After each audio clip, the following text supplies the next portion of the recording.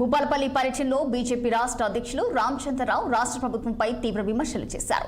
రాష్ట్రంలో రైతులకు యూరియా కొరత ఏర్పడటానికి రాష్ట్ర ప్రభుత్వ అసమర్థతే కారణమని ఆయన ఆరోపించారు. యూరియాను దళారుల చేతిలో పెట్టి దాచుకుంటున్నారని, అందుకే రైతులకు అవసరమైన సమయంలో ఎరువులు అందడం లేదని విమర్శించారు.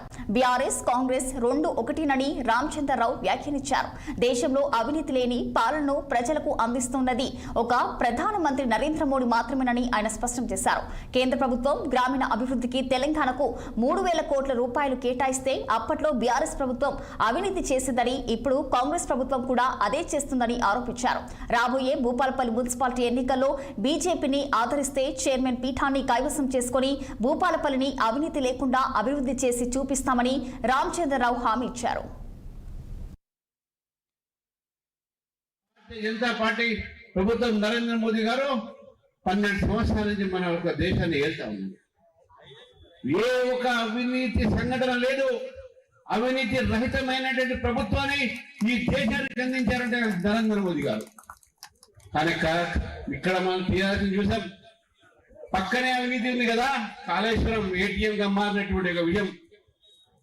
అదేవిధంగా ఇక్కడ ఉన్నటువంటి రేవంత్ రెడ్డి సర్కార్, ఈరోజు రేవంత్ రెడ్డి సర్కార్ ఇటు భూములు అమ్ముకునే ఉన్నారు.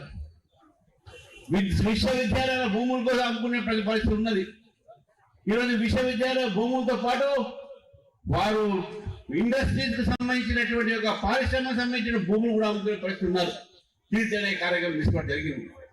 కాబట్టి వీళ్ళిద్దరు కూడా ప్రజా ప్రయోజనంలో పని చేయలేదు కూడా. కాబట్టి ప్రజలు ఒకసారి భారతీయ జనతా పార్టీ అవకాశం ఇవ్వండి. రెండు పార్టీలు మీరు చూశారు. ఒక అవకాశం బీజేపీకి ఇచ్చి ఒక మార్పు చూడండి.